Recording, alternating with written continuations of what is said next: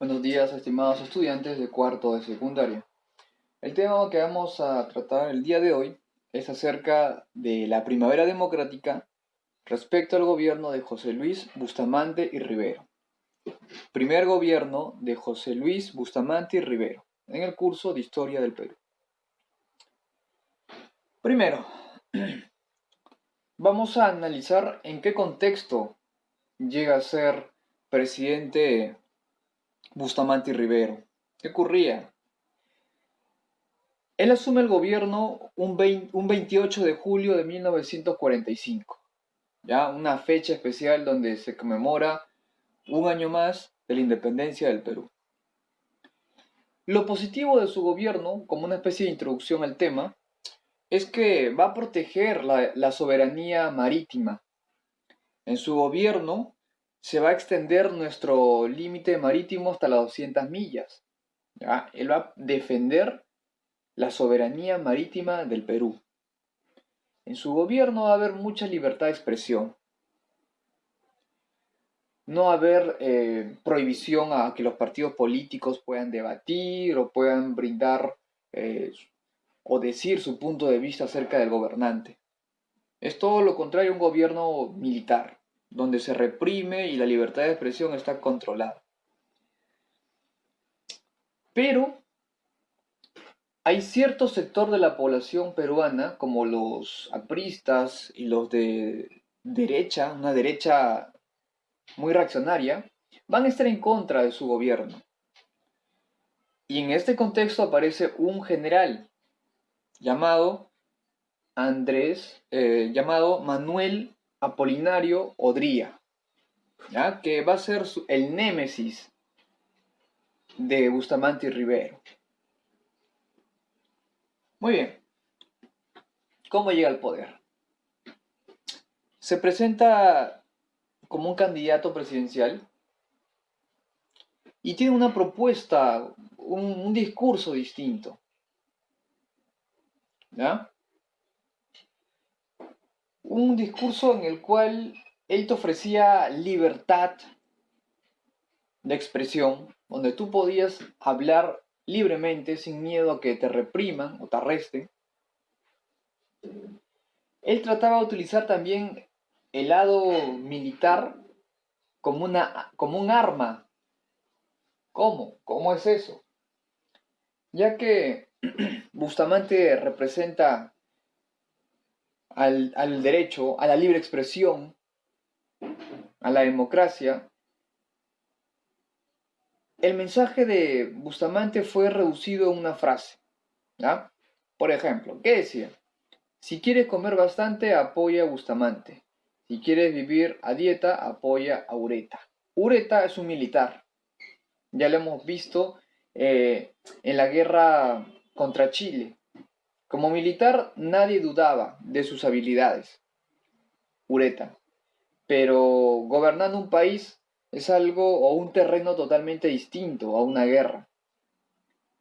Por lo tanto, la bandera, el lema de Bustamante y Rivero era la democracia, la libertad de expresión y la economía, el sustento o el equilibrio de la economía. Va a elecciones y efectivamente su mensaje, su discurso era muy bueno. Lo que planteaba también era interesante. Gana las elecciones, ¿ya? Pero tuvo que hacer una alianza. Tuvo que hacer una alianza con el APRA. Exactamente, el partido revoltoso, el partido que generaba problemas a los diversos gobernantes en el Perú. Tuvo que hacer alianza con el APRA. Pero en este contexto ya no estaba prohibido, pues que el APRA apoye a cualquier aspirante a presidente, ya no estaba prohibido, ¿ya? Pero el APRA, así como apoya a Bustamante y Rivero, también le va a poner trabas, también lo va a condicionar, ¿ya? El APRA no va a querer gobernar con Bustamante y Rivero, no va a querer, no va a aceptar las propuestas de Bustamante y Rivero. Por lo tanto, va a generar cada cierto tiempo constantes enfrentamientos entre el partido aprista y el presidente del Perú, Rivero. Rivero no debió hacer la alianza con el APRA, no debió aceptar el apoyo del APRA, porque el APRA te apoya, pero te pide algo a cambio. Y lo que pedía algo a cambio era un alto costo. ¿Ya? No lo dejaba gobernar bien. El 28 de julio, como ya había explicado, Bustamante llega al poder. Juramenta, ya como es típico cuando un presidente de la República va a recibir la banda presidencial, la mano en la Biblia y luego la cruz. ¿Ya? ¿Qué es lo que buscaba Bustamante y Rivero? Que el Perú sea un país democrático, no un país donde la libertad de expresión estaba cortada, donde lo que realmente pasaba se cubría con otras acciones, que es típico de un gobierno militar. Él trataba de aplicar diversas reformas para el bienestar de toda la población peruana. Esta era el mensaje de campaña y esta era la visión de Bustamante y Rivero, la libertad.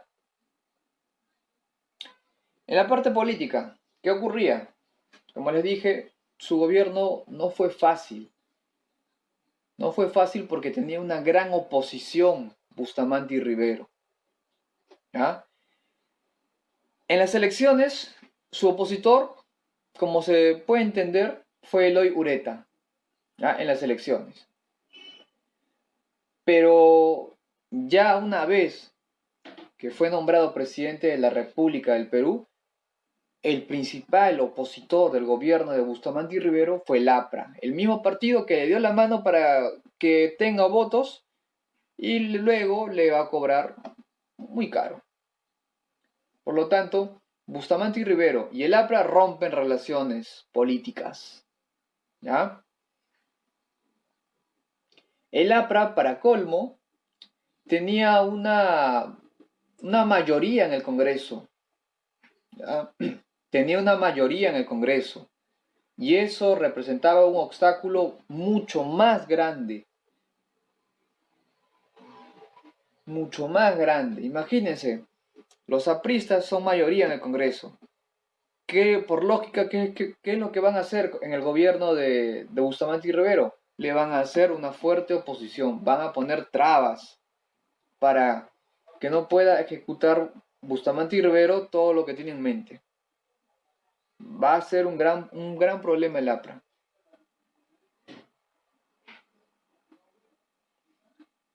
No solo el APRA, Bustamante y Rivero también tiene otro grupo de oposición, que es la Alianza Nacional. ¿Quiénes conforman la Alianza Nacional? La oligarquía agroexportadora, ya dirigidos en este caso por Beltrán. Tiene como opositores políticos al APRA, tiene como opositores políticos a la Alianza Nacional, que son los empresarios muy ricos que se dedican a la agroexportación. ¿Ya? Y para colmo, en el contexto del gobierno de Bustamante y Rivero, va a ser asesinado el director del diario La Prensa, Francisco Graña Garland. ¿Ya? Por lo tanto, el APRA generaba demasiado enfrentamiento, demasiada confrontación con el presidente de la República, que es Bustamante y Rivero.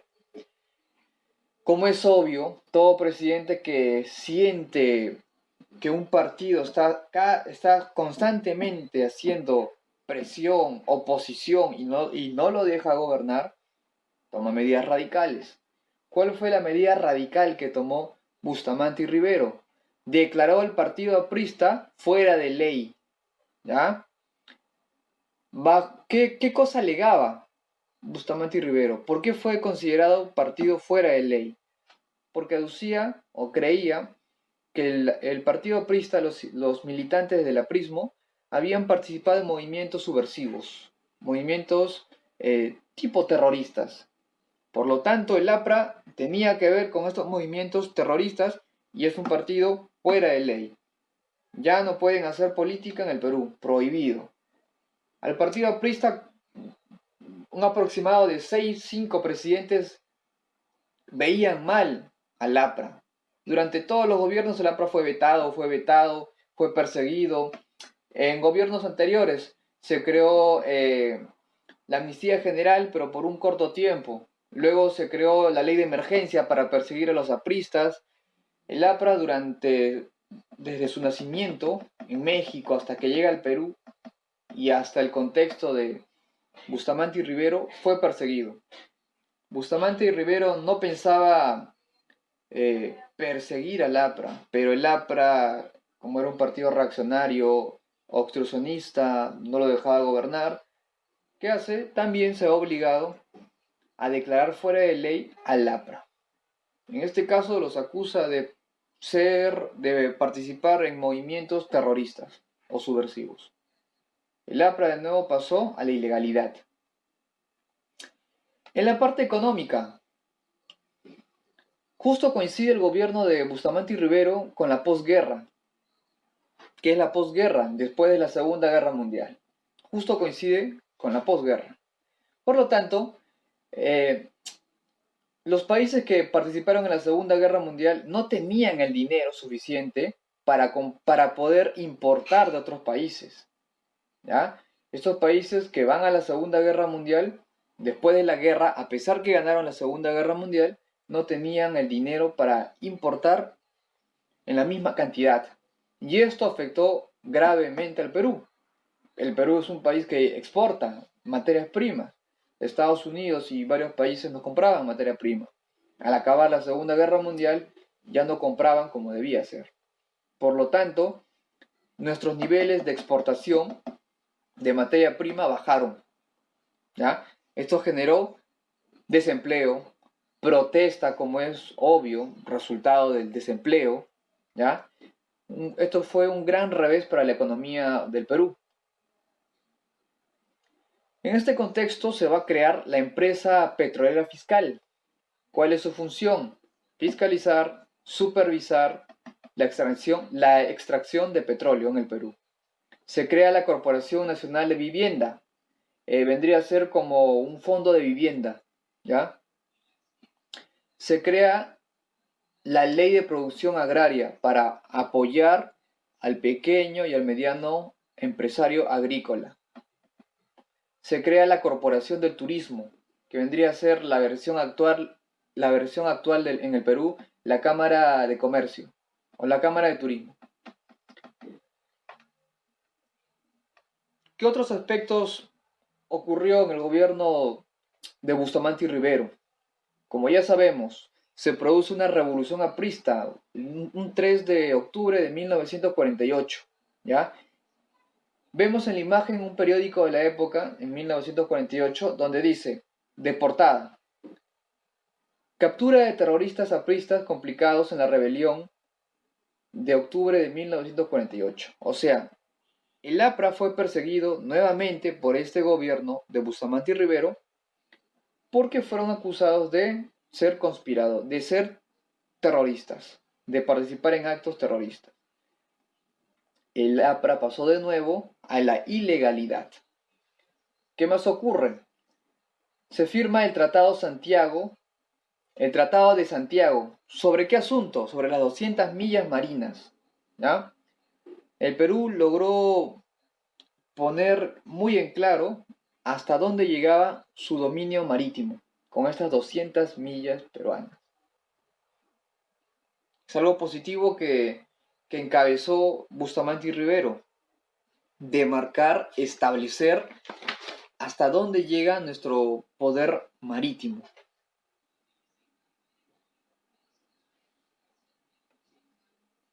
¿Qué otros hechos ocurrieron? Se construye el canal internacional en el río Zarumilla, que nos une con Ecuador. ¿Ya? Este canal internacional une Perú y Ecuador. Comienzan a hacerse investigaciones acerca de la irrigación de las pampas de Piura, Icas, Majes y Siguas. Porque tú no puedes realizar cosechas en este lugar sin antes haber investigado la calidad del suelo, de la tierra, si está fertilizada, si es que cada qué tiempo llueve, tienes que ver todo eso, son varios factores para que tú puedas realizar un gran proyecto de irrigación en cierta zona. Para que tú puedas cosechar en grandes hectáreas, necesitas conocer todo, los fenómenos climáticos, el tipo de suelo, el tipo de planta, la cantidad de agua que necesita la planta, la cantidad de calor, todo tiene que analizarse e investigarse. Y este proyecto para irrigar estas pampas tenía como objetivo ese, ver la zona ideal para poder cosechar a través de los famosos canales de regadío o un sistema hidráulico para que pueda dispersar agua. En Cañete se crean hospitales, en Cañete y en Chincha. Y se dejó iniciado la construcción de Trujillo y La Oroya. En el caso de Lima, Bustamante y Rivero va a mandar a construir el Hospital Bravo Chico. Hoy se le conoce como el Hospital Hipólito Unanue. ¿Por qué? ¿Por qué se construye el Hospital Hipólito Unanue? Para tratar personas con enfermedades como por ejemplo la tuberculosis. Enfermos de tuberculosis. ¿Qué más ocurre en su gobierno? Se va a delimitar la frontera que teníamos con el Ecuador, ¿ya? Ya que no olvidemos lo que pasó en el gobierno pasado, ¿ya? Que nos fuimos a la guerra contra Ecuador porque había una zona en disputa que no se sabía para qué lado iba, ¿ya? Debido a esto, Bustamante y Rivero va a firmar un tratado en el cual te va a decir de dónde a dónde llega el límite peruano y de dónde a dónde llega el límite ecuatoriano. ¿Cómo se llama ese tratado o acuerdo? Se llama el Protocolo de Río de Janeiro, que se firma en 1942. En este acuerdo, el Protocolo de Río de Janeiro, vamos a delimitar nuestras fronteras. Hasta dónde llega Perú y hasta dónde llega Ecuador. O sea, a nivel diplomático nos iba muy bien, porque llegamos a un acuerdo respecto a las fronteras.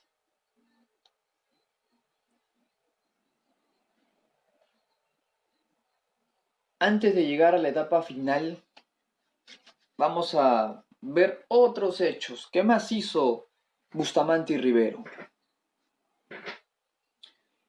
Bustamante y Rivero se va a ver obligado a firmar el contrato de Sechura. ¿De qué trata el contrato de Sechura? ¿De qué se habla? En pocas palabras, el contrato de Sechura significa que el Congreso de la República presiona a Bustamante y Rivero para que le dé permiso a la IPC, que ya lo hemos visto, que es la International Petroleum Company, ¿ya? Se le va a dar permiso a la IPC para que pueda explorar y explotar varias zonas en Sechura. ¿Dónde queda Sechura? Piura. ¿A cambio de qué? A cambio de que pague mayores impuestos. Se le iba a permitir pase libre para que pueda explotar todo lo que desee en Sechura, ¿ya? Que esté fiscalizado y que se cumpla tal como debe ser, eso sí se dudaba. Se dudaba mucho, porque sabemos que se puede incurrir en casos de corrupción. Decir, yo estoy extrayendo tanta cantidad, ¿ya? No sé, de petróleo en Sechura, pero en sí yo estoy extrayendo más petróleo de lo que debo, ¿ya? Es por eso que Bustamante es obligado por el Congreso que tenía que firmar el contrato de Sechura, y por presión lo firmó. Pero él no estaba de acuerdo con el contrato de Sechura, porque no había un organismo neutral que fiscalice como debe ser cuánto petróleo estaban extrayendo las personas que trabajaban en la IPC, ¿ya? No se sabía cuánto iban a extraer, porque pueden figurar en el papel una cantidad, pero en la realidad es más. Tuvo que firmar el contrato de Sechura. Se aprueba la ley de Yanaconaje. ¿Qué significa?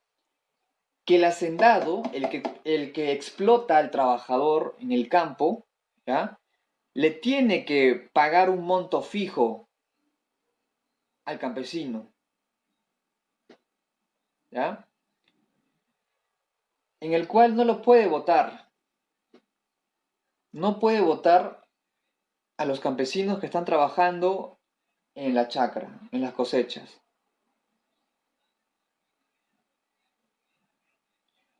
Algo más, los yanaconas pueden ser independientes. Los yanaconas son pequeños campesinos, ¿ya? Que tienen cierta producción. Estos yanaconas no van a ser obligados por el hacendado a que le vendan sus productos, ¿ya? A bajo precio. Si los yanaconas desean, pueden vender sus productos a un hacendado. Si no, no le venden. ¿Protegía a quién? Al campesino, el que poseía un pequeño territorio y debido a la actividad comercial podía obtener dinero. ¿Ya? Un pequeño campesino.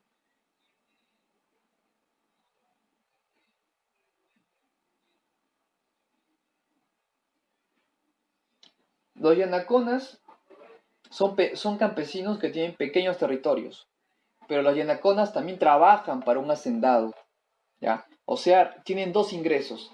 Poseen sus pequeñas tierras y a la vez trabajan para un hacendado. Pero resulta que los yanaconas como que dejaron de trabajar con la misma frecuencia en las tierras de los hacendados y trabajaban más en sus tierras. Y esto como que generaba conflictos. Ahora, pasemos a cómo acabó el gobierno de Bustamante y Rivero. ¿Qué le hicieron? ¿Qué ocurrió? ¿Qué ocurría? Vamos a ver. En Arequipa ocurre un levantamiento. ¿Quién lo va a encabezar? Un general llamado Odría. ¿Ya? Odría se levanta en Arequipa. Bustamante es derrotado por este levantamiento de Odría y es deportado a Buenos Aires. Lo envían a Argentina. ¿Cuál fue la excusa para darle el golpe de Estado a Bustamante y Rivero? Porque siempre hay una excusa, un motivo por qué se da un golpe de Estado. Un golpe de Estado no se da de la nada, hay una justificación. ¿Cuál sería la justificación del golpe de Estado a Bustamante y Rivero? Si todavía su gobierno no acababa. Resulta que habían grupos de poder en el Perú, que es la oligarquía peruana, que se dedicaban a la agroexportación, o sea, venta al extranjero de productos agrícolas, ¿ya? Que apoyó a Odría, ¿ya? Esta oligarquía no tenía muy buenas relaciones con Bustamante y Rivero. Esta oligarquía quería que Bustamante y Rivero sirva para sus intereses, pero no lo conseguía, ¿ya? Otro problema más, ¿por qué le dan un golpe de Estado? Porque los congresistas, ¿ya? Con el presidente Bustamante y Rivero se llevaban mal, habían conflictos, ya habían conflictos. Y por esos motivos, el general Odría le da un golpe de Estado a Bustamante y Rivero. Porque Odría tiene apoyo de los grandes empresarios, muy ricos. Porque Odría tiene apoyo, cierto apoyo del Congreso. Porque Odría tiene gran apoyo de los militares. Porque sin los militares no se puede dar ningún golpe de Estado. Y con todo este apoyo, Odría se vio obligado, ¿ya? No es obligado, sino tenía el panorama idóneo para dar un golpe de Estado. Y aprovechó el momento